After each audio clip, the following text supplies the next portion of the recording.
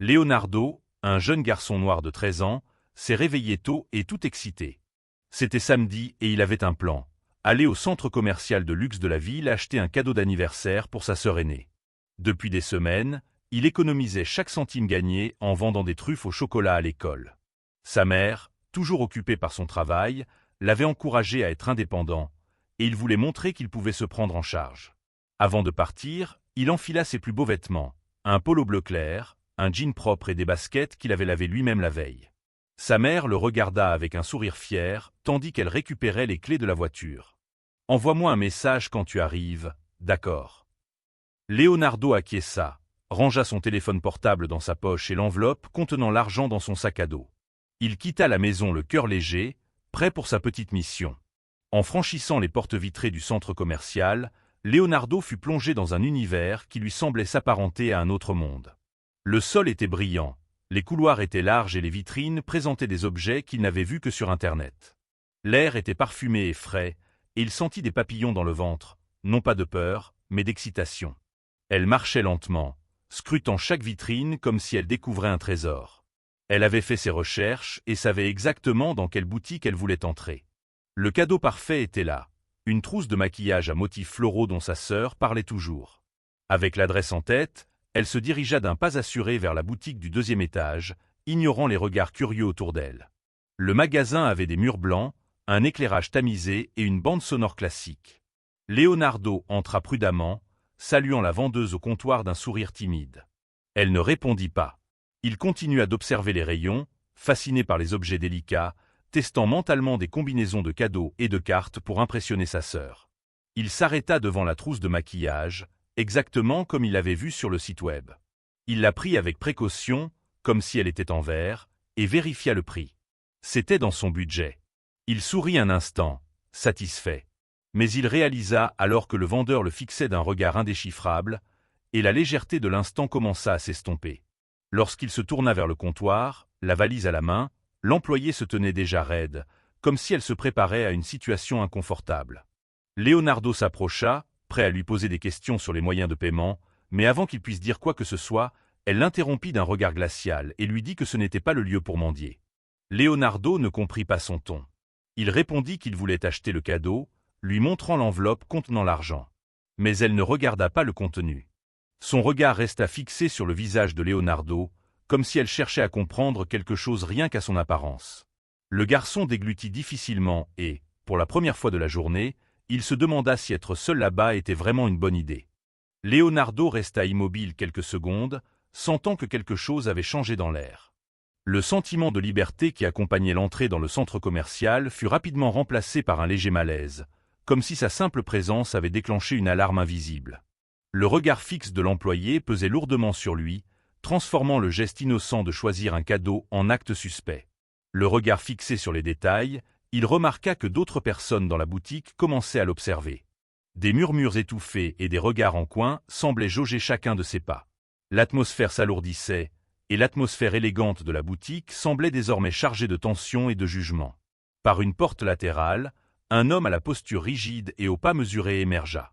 Sans même un sourire, il se dirigea droit vers Leonardo, tout en échangeant de brefs regards avec l'employé. Sa présence n'était pas désinvolte. C'était celle de quelqu'un venu intervenir, déterminé, comme s'il cherchait à résoudre un problème. Leonardo tenait toujours le coffret cadeau dans ses mains, mais cette fois avec plus d'hésitation que d'enthousiasme. L'approche du gérant était froide et machinale, et bientôt l'agent de sécurité du centre commercial apparut près de l'entrée du magasin, comme s'il se préparait à un incident. La méfiance jusque-là silencieuse se transforma en action concrète contre lui. Le mouvement a attiré l'attention des passants. Les gens ont ralenti pour observer la scène, certains fronçant les sourcils, d'autres détournant la tête. Un couple s'est arrêté quelques mètres plus loin, observant d'un œil critique, tandis qu'une dame s'éloignait discrètement, l'air révulsé.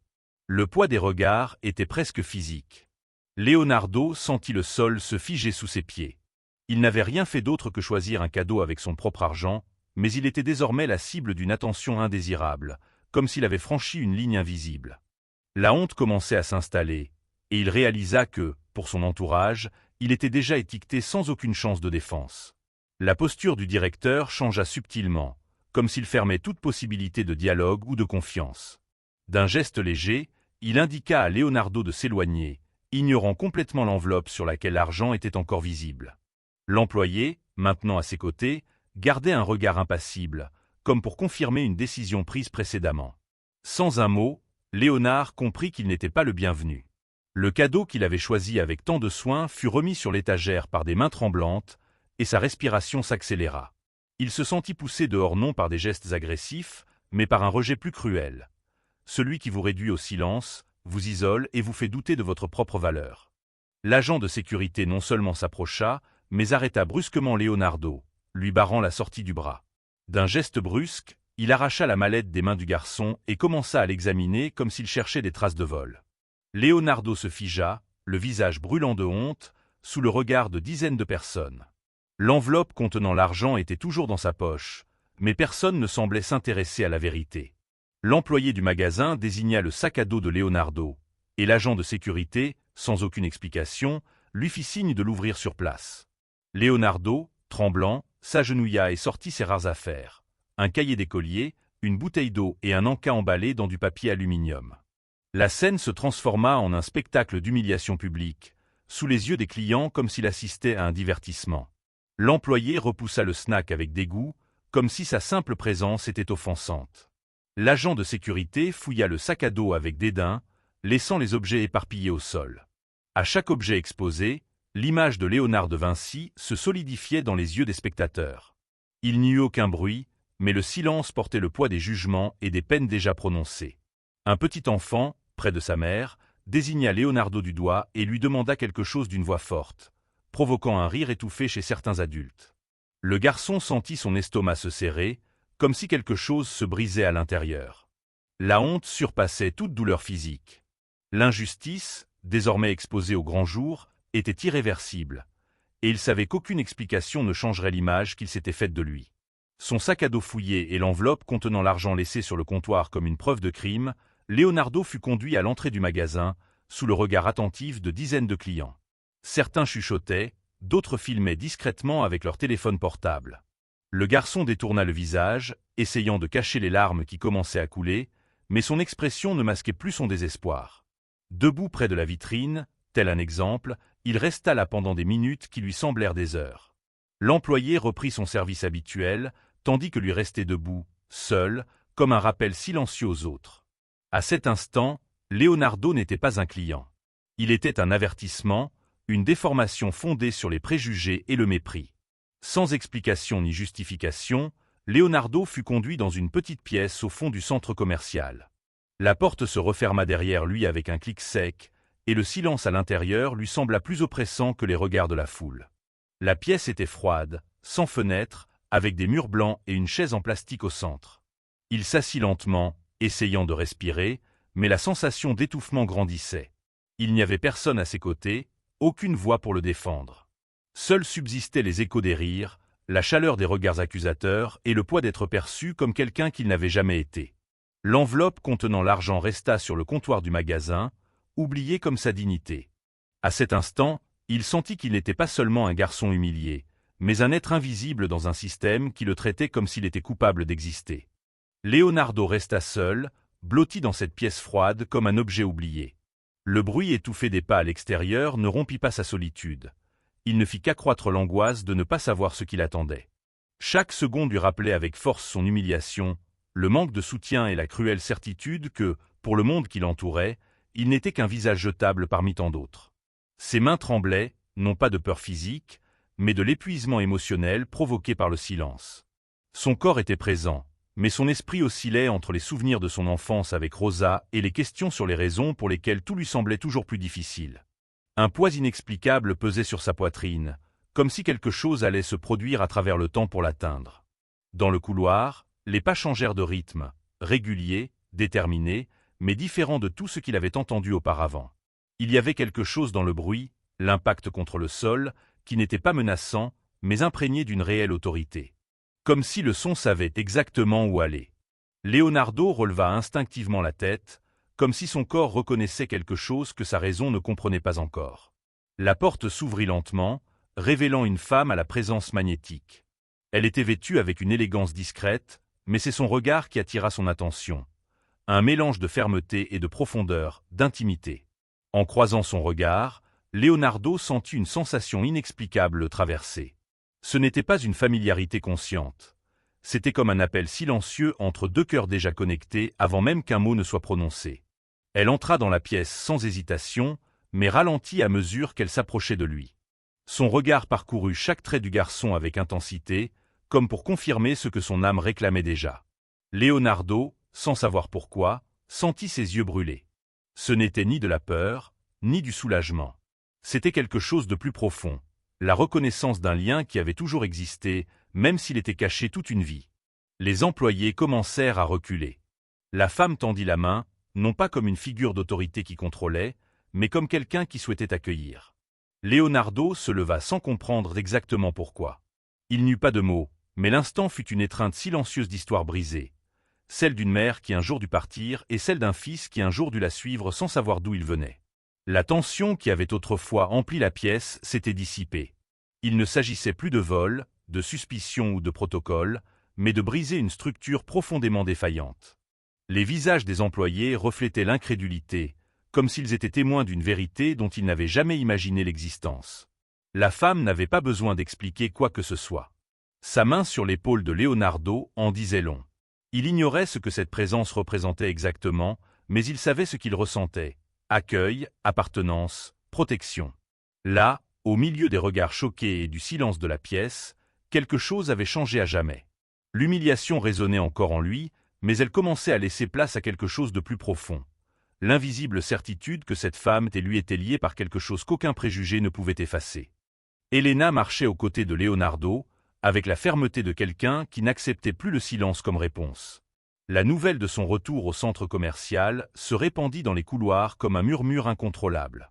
Peu de gens connaissaient le lien entre eux, mais tous sentaient qu'il y avait quelque chose de différent dans son regard. Non pas comme une femme d'affaires indignée, mais comme quelqu'un qui retrouvait une part d'elle-même perdue. Leonardo, toujours incertain de la suite, gardait les yeux ouverts. La douleur de l'humiliation pesait encore lourdement sur lui, mais le geste silencieux de la femme lui rendait ce que le monde lui avait refusé quelques heures auparavant, le courage. À chaque pas, le garçon se reprenait, comme s'il retournait là où il n'aurait jamais dû être arraché. Elena entra dans le centre administratif du centre commercial, accompagnée de Leonardo. Son regard scruta les visages, non pas avec colère, mais avec une déception si profonde qu'elle fit fuir les autres. Elle connaissait chaque politique, chaque procédure. Mais rien n'expliquait ni ne justifiait ce qu'ils avaient fait à ce garçon. L'erreur résidait non seulement dans l'attitude, mais aussi dans la structure qui avait permis que cela se reproduise. Tandis qu'Elena regardait Leonardo se dresser devant tout cela, elle sentit la douleur de son passé se mêler à son présent. Le choix qu'elle avait fait des années auparavant, confier son fils à une autre femme, n'avait jamais été remis en question. Et il était là, son fils, humilié au cœur de l'empire qu'elle avait bâti. La culpabilité la transperçait comme une lame, mais avec elle, la détermination de ne plus jamais laisser cela se reproduire. Sans élever la voix, Elena commença à prendre des décisions. Elle n'était plus seulement la propriétaire du centre commercial. C'était une mère qui avait assisté à l'effondrement d'une culture discriminatoire depuis son propre foyer. Licenciements et changements structurels commencèrent à être menés avec une froideur administrative, mais aussi avec la fougue d'une justice personnelle. La blessure avait été exposée, et maintenant, elle allait être cautérisée par la vérité. Léonard observait tout attentivement. Il ne comprenait pas encore la complexité de ce qui se passait, mais il sentait que quelque chose de plus grand se mouvait autour de lui. L'espace où il était perçu comme une menace le percevait désormais comme un symbole. Mais pour lui, le plus important n'était pas le respect retrouvé des étrangers, mais le regard de cette femme qui, même sans rien dire, lui donnait un sentiment d'appartenance. En quittant le centre administratif, tous deux se dirigèrent côte à côte vers un espace réservé. Là, sans public, sans protocole, elle s'agenouilla devant lui et lui prit les mains comme pour implorer son pardon sans un mot. Son regard était plein de larmes, mais sans débordement. Il y avait de la retenue, du respect et du repentir. Et à cet instant, même sans tout comprendre, Léonard comprit qu'il n'y avait pas seulement là une protection. Il y avait un lien. Le silence entre eux était plus éloquent que n'importe quel discours. C'était l'instant où deux mondes se rencontraient, celui de la femme qui devait partir et celui du garçon qui avait besoin d'être vu. Ils avaient encore beaucoup à reconstruire. Mais à cet instant, face à tout ce qu'ils avaient affronté, quelque chose d'essentiel s'imposait enfin, la vérité. 2 jours après l'incident, Leonardo reçut une discrète invitation à retourner au centre commercial. Ce n'était ni un événement public, ni une demande officielle. C'était un simple message, envoyé par quelqu'un qu'il cherchait encore à comprendre. Il arriva accompagné de Rosa, qui ne voulait pas lui lâcher la main. L'environnement, transformé, semblait différent.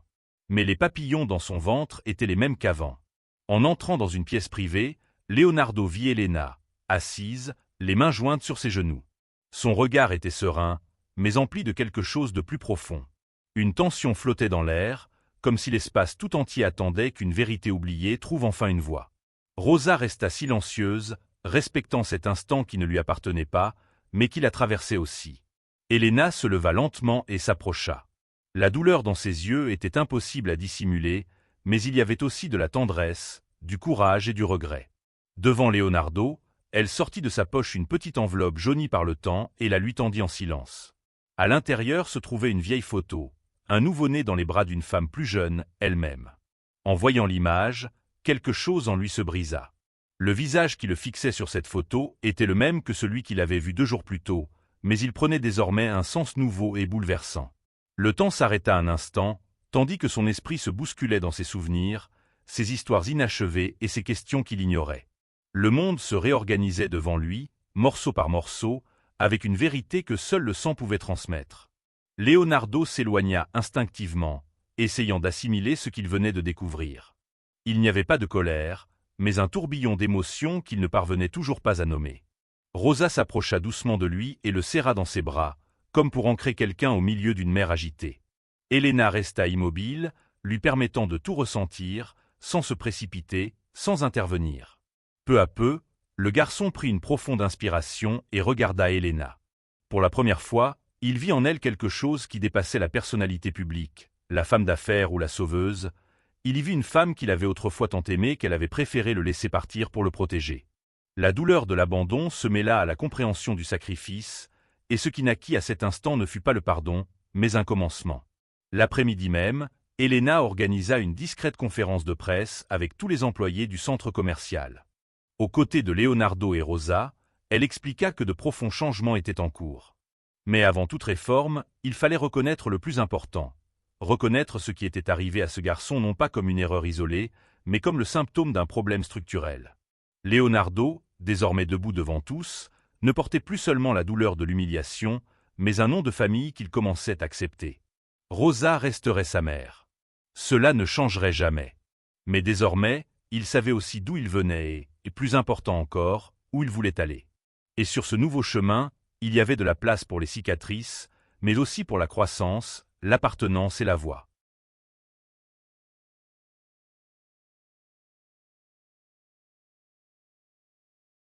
Pour regarder la prochaine histoire émouvante, abonne-toi à la chaîne et à bientôt.